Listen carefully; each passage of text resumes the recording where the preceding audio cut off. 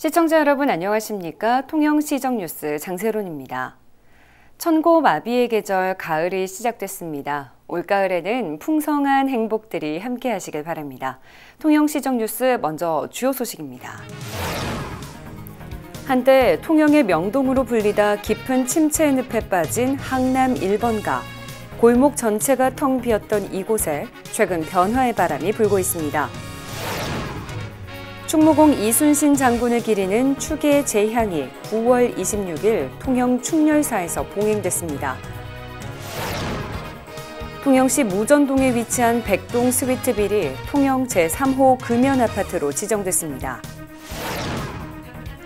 통영시는 9월 16일 시청 강당에서 제2회 섬의 행사 결과 보고회를 개최했습니다. 첫 소식입니다. 한때 통영의 명동으로 불리다 깊은 침체의 늪에 빠진 항남 1번가. 골목 전체가 텅 비었던 이곳에 최근 변화의 바람이 불고 있습니다. 주민이 직접 참여하는 문화예술 골목으로 변신하면서 상권 회복에 속도를 내고 있습니다. 표영민 기자입니다. 통영의 명동으로 불리는 항남 1번가. 신도시와 관광지로 상권이 옮겨가면서 옛 명성을 잃은 지 오래입니다. 빈 가게들로 가득했던 이곳에 최근 변화의 바람이 불고 있습니다.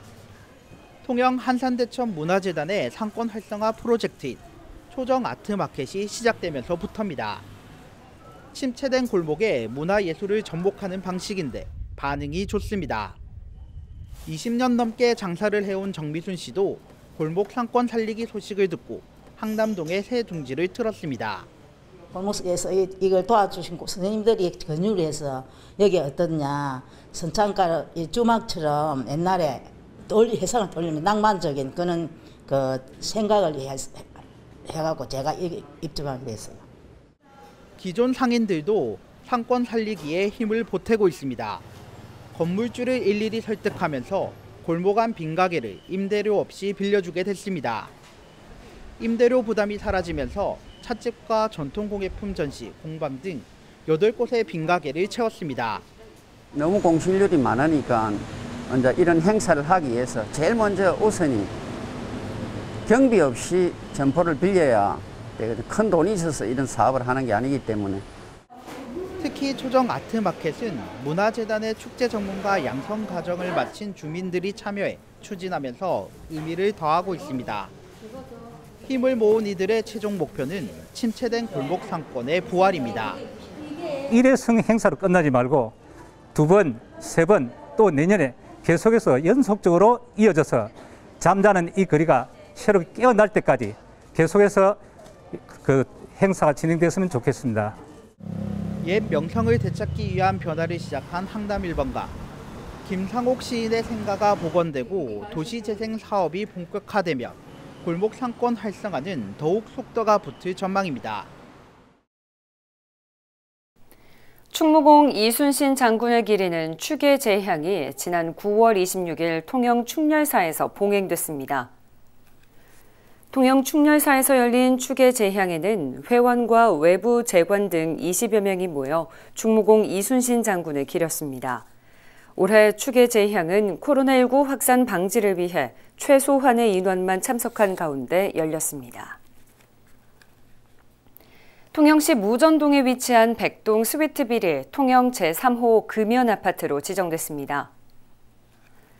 금연아파트로 지정되면 복도와 계단, 승강기, 주차장 등은 흡연이 금지되고 이동 금연클리닉 운영 등의 지원을 받게 됩니다.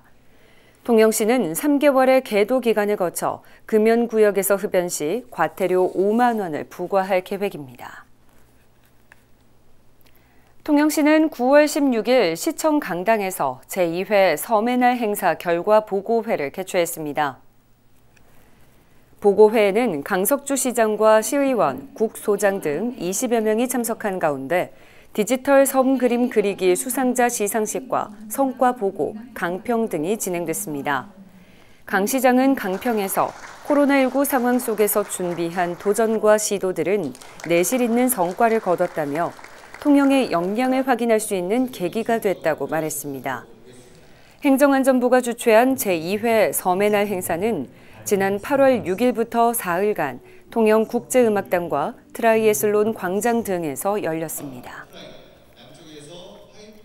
제11회 통영미술청년작가회 정기전이 지난 9월 2일부터 8일까지 일주일간 통영국제음악당 블랙박스 홀에서 열렸습니다. 올해로 11회째를 맞은 정기전은 연극이 끝나고 난 뒤라는 주제로 회화와 공예 분야 15명의 청년 작가들의 작품을 설치 미술 형식으로 선보였습니다. 이와 함께 코로나19 확산 예방을 위해 온라인을 통한 비대면 전시도 진행됐습니다. 공자 탄생 2572년을 맞아 추기 석전대제가 통영향교에서 봉행됐습니다. 지역 유림들이 참석한 가운데 통영향교 고궁에서 열린 석전대제에서는 강석주 통영시장이 첫 잔을 올리는 초헌관을 맡았습니다. 중요 무형문화재 85호로 지정된 석전대제는 향교에서 열리는 유교 제사 중 가장 큰 규모입니다. 통영시가 9월 29일 걷기 좋은 길 줍킹 발대식을 열고 오는 11월까지 비대면 건강 걷기 프로그램을 운영합니다. 걷기 좋은 길 줍킹은 걷기 어플을 이용해 자율적으로 쓰레기를 주우며 마일리지를 적립하고 활동 내역을 SNS에 인증해 우수 참여자를 시상하는 프로그램입니다. 통영시는 줍킹을 통해 적립한 마일리지는 어려운 이웃에게 기부하고 시민들의 코로나 우울을 해소하는 데 도움이 될 것으로 기대하고 있습니다. 통영시가 경남에서 처음으로 유기동물 구조와 보호 관리를 위한 동물보호센터의 문을 열었습니다. 지상 2층 규모의 동물보호센터는 진료실과 미용실, 유기견 보호실 등 유기동물을 위한 맞춤형 시설을 갖췄습니다. 시는 그동안 위탁 운영하던 보호소를 직접 운영해 체계화된 동물보호 서비스를 제공한다는 계획입니다. 제16회 통영시 문화상 시상식이 시청에서 열렸습니다. 이날 시상식에서 예술과 체육, 지역사회 등 3개 부문에 남해안 별신굿 예능 보유자인 정영만 선생 등이 수상의 영예를 안았습니다. 통영시 문화상은 매년 시민의 날 기념식에 함께 시상식이 진행됐지만 올해는 코로나19 여파로 간소화해 진행됐습니다. 다음은 사진으로 보는 우리 지역 소식입니다.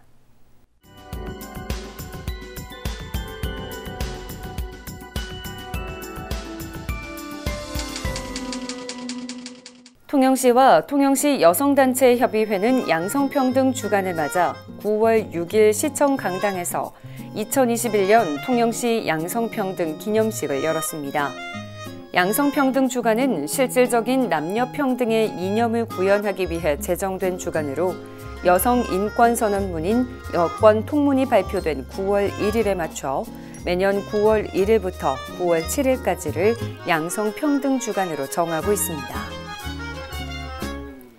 통영시는 9월 10일 통영시청 제2청사 4층 회의실에서 청년들이 직접 참여하여 스스로 만드는 2021년 통영시 청년축제 주간 추진을 위한 2021년 통영시 청년축제기획단 위촉식을 개최했습니다. 통영시 청년축제기획단은 통영시 청년축제주간 행사의 기본 운영 방향을 정하고 프로그램 기획과 홍보 등 축제 전반에 주도적으로 참여하게 됩니다. 통영시의 적극행정 우수 사례가 23일 국무조정실로부터 적극행정 골든볼을 수상했습니다. 골든볼을 수상한 통영시 우수 사례는 도농복합통합시 최초로 택시 복합 할증을 전면 해제한 사례입니다.